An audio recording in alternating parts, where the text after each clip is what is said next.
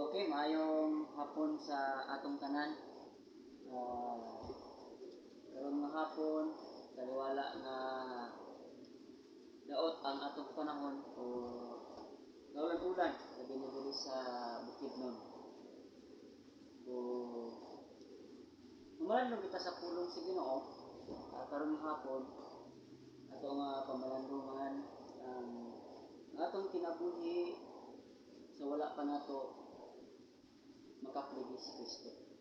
So kana karon hapon ang atong nagaan og dako nga pagtagad unsa ang atong kinabuhi sa panahon nga wala pa nato makaplagi si Kristo.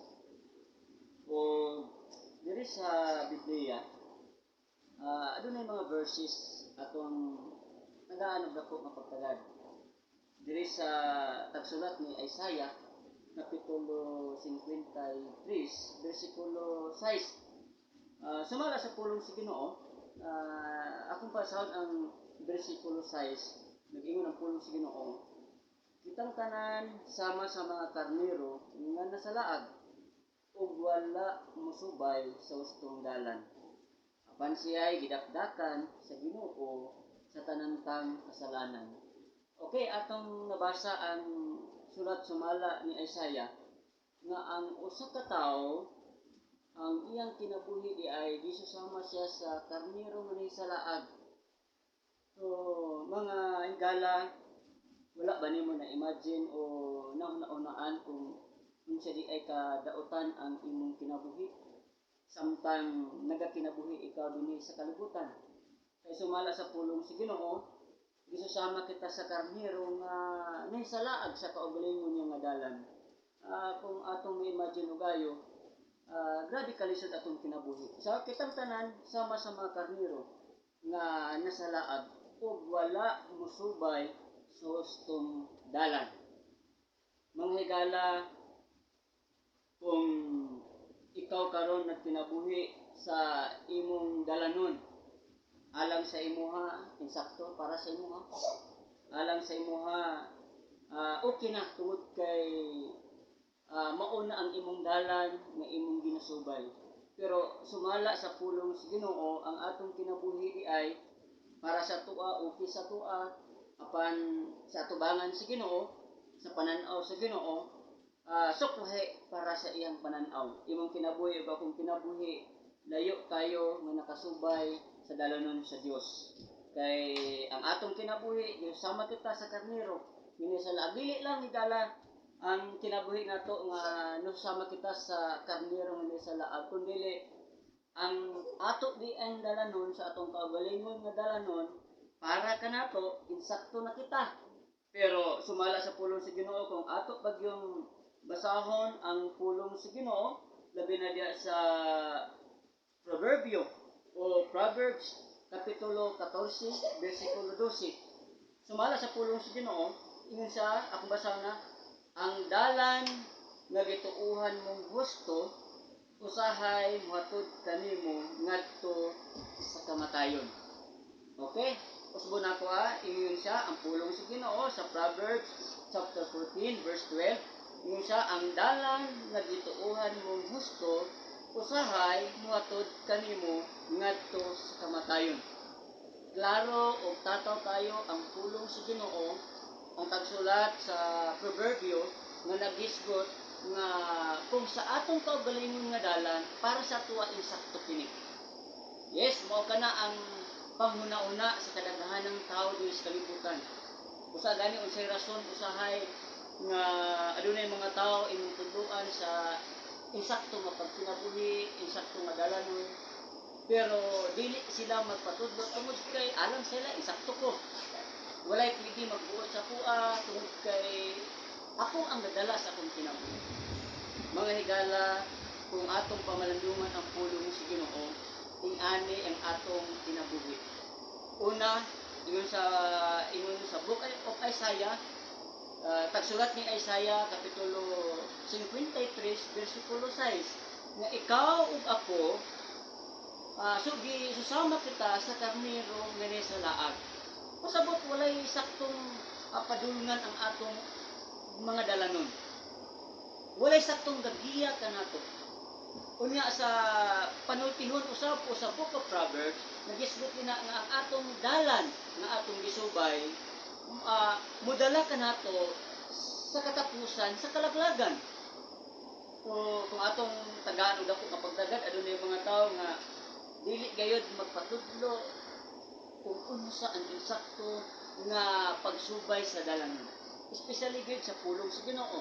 Tudloan sa pulong sa Ginoo kay ang Biblia nagtudlo sa insakto nga katudloanan. So, tanawa ang pulong sa Ginoo nagsulti. Kusbo na po pagbasa sa Proverbs chapter 14 verse 12, ingon siya, ang dalan nga gituohan mong husto usahay mohatod kanimo ngadto sa kamatayon. Mga higala ang gigamit niini nga version, ingon siya, muhatod ngadto kanimo sa kamatayon. So, imagine na siya nga ang tao sa kalibutan gitudloan sa pulong sa Ginoo nga unta ang iyang kinabuhi masubay sa insakto nga dalanon. Apan ang tao nagasubay sa iyaha nga kaugalingon nga dalanon. Ingana ang atong kinabuhi kaniadto so wala pa nato makaplagan si Kristo sa atong kinabuhi. So mo ni siya, dili lang di ay nga susama kita sa karnero nga sa laag o ang atong dalan gisubay nato nga ato ang kaugalingon nga dalan. Kun dili aduna pa nagpamatud ang pulong sa Ginoo. Kung basahan nato sa tagsulat ni Apostol Pablo diya sa taga Roma kapitulo 3 nagsulti ang pulong sa Ginoo sa bersikulo 23. Roma kapitulo 3 bersikulo 23 nagtingon ang pulong sa Ginoo nakasala ang tanan ug nahilayo sa himaya sa Dios. Manghigala diri sa kalibutan walay tawo sa kalibutan nga walay sala. Kitang tanan nakasala at tubangan sa Ginoo. Usa di ka rason nga ani atong kinabuhi. Unsay rason nga kita gisusama kita sa karnero nga sa laag tungod di ay kay kita makasala. Ikaduha nga rason ngano musubay kita sa kaugalingon nato nga dalan o makaingon kita nga way magbuot kanako tungod ako kini nga kinabuhi. Walay pwede magtudlo ka nako. O sa ikaduha nga rason, tungod ka na kay ikaw ug ako nakasala at tubangan sa Ginoo. Sumala sa pulong sa Ginoo sa tagsulat ni Apostol Pablo sa Roma, kapitulo 3, bersikulo 23. Ingon sa pulong sa Ginoo, nakasala ang tanan. Og nahilayo sa himaya sa Dios. Imagine na, ato imagine tayo, man ikaw nakasala, o man ang tao nakasala at tubangan sa Ginoo, wala na kitay communication sa Ginoo. Muna ko sa karason nga magkinabuhi kita subay sa tong kaugalingon. Dili na kita mutamot kung unsa ang insakto itudlo soban. Tungod kana diri sa atong kinabuhi, diri sa atong sulod sa atong kinabuhi, o sa atong pagkinabuhi, adunay sala nagamando sa atong kinabuhi. Munang rason, apan dili lang di ay, human makaplaging ikaw di ay nakasala at tubangan sa Ginoo, nakasala at tubangan sa Ginoo, makasala at tubangan sa Ginoo. Kung atong basahon diya sa Galatians, sa tagsulat usab ni Apostol Pablo, Galatia kapitulo 5 bersikulo 9. Pasabot ingon sa pulong sa Ginoo, ingon basa na ko sayon kaayo pag-ila sa buhat sa tawhanong kinaiya. Unsa man di ang buhat sa tawhanong kinaiya? Iyon pa sa pulong sa Ginoo ipaday nako makita kini diha sa lawayon nga pakighilawas, hugaw ug hilas nga mga buhat, ingon man sa pagsimba sa mga Dios-Dios o sa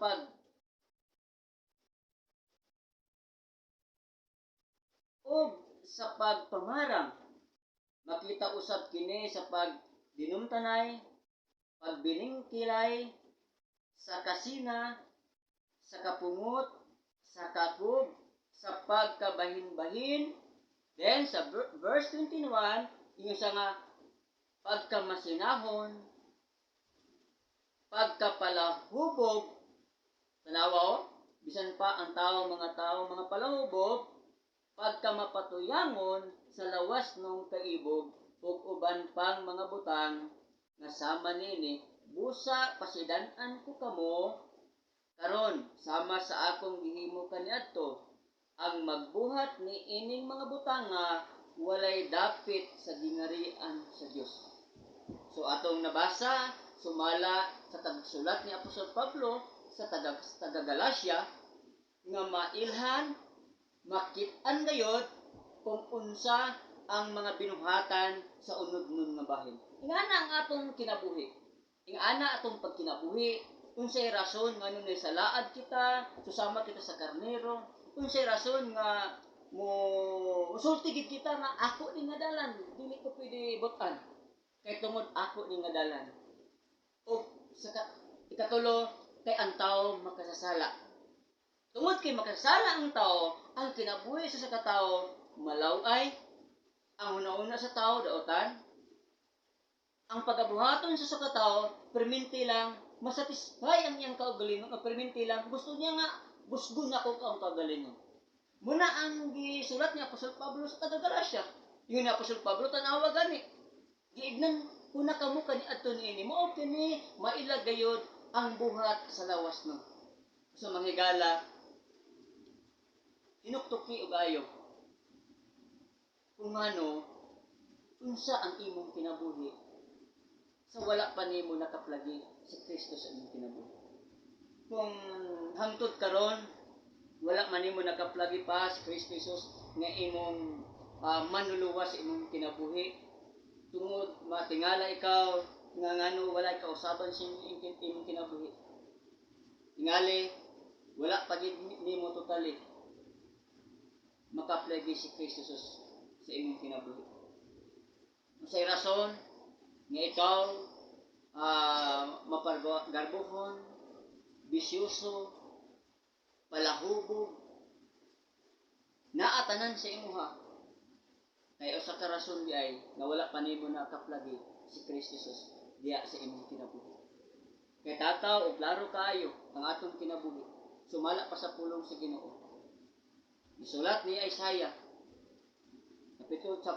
kapitulo 53 versikulo 6, misasama kita sa karnero nga sa laag, wala nagsubay sa kagulay mo nato nga dalan. Mag-abot na sa Proverbs chapter 14 verse 12. Yung pa sa pulong si Ginoo, para ka nato gusto ato nga dalan, pero gadadton day kita dinha sa katapusan sa kamatayon. Atong gibasa ang Romans chapter 3 verse 23. Kay ang tanan nakasala ug nakabsan sa himaya sa Dios. Ug ato usab karon natun-an, napamalandungan ang gisulat ni Apostol Pablo sa Galacia. Unsay rason nga makita gayud ang kinabuhi sa tao nga tawhanon. Ipadayag gid kana pinaagi sa iyang binuhatan nga malaway, pinaagi sa iyang pagkadautan sa iyang kinabuhi, subay sa dili maayo magkinabuhi, ngan pa sa pulong sa Ginoo wala gid siya luna dito sa gingharian sa Dios. Ingana ang atong kinabuhi. Sa una, sa wala pa nato makaplagi ang Ginoo sa atong kinabuhi. Ang pulong sa Ginoo tataw og klaro kaayo nga kinahanglan sa usa ka tawo dapat iyang makaplagan si Kristo sa iyang kinabuhi. Kaya ang pulong sa Ginoo nagsulti kanato. Kayon pa sa pulong sa Ginoo sa Book of Romans, Roma kapitulo 6 versikulo 23. Kung sa inyo sa pulong sa Ginoo, ingon ni Apostol Pablo sa mga tao nga makasasala, sa mga tao nga wala pa nila makaplagi si Kristo nga ilang personal maluwas. Ingon pa sa pulong sa Ginoo, kay ang bayad sa pagpakasala mao ang kamatayon. Usbo na ko ingon sa pulong sa Ginoo, kay ang bayad sa pagkamakasasala mao ang kamatayon. Imo damang na imagine sa imong kinabuhi nga tungod kanang imong pagkamakasasala, tungod kay wala pa nimo nakaplagi si Kristo nga imong personal nga manluluwas, Mabot nga panahon, mahukman ikaw sa Dios sa katapusan nga panahon. Kung ignon ikaw sa Ginoo, kanang imong pagkamakasala, dito ikaw nako ibutang sa imuhang padulngan, mao ang ikaduha nga kamatayon. Mga higala, nining hapon karon sa atong napamalandungan, ang atong kinabuhi sa wala pa nato makaplagi si Kristo sa atong kinabuhi. Ato ning sundan, sunod nato nga wali, kung unsa atong kinabuhi, kung ba nato makaplagi si Kristo sa atong kinabuhi. Daghang salamat sa inyong tanaw ug daghang salamat sa pagpamati nato, pagpamalandong nato sa pulong sa Ginoo.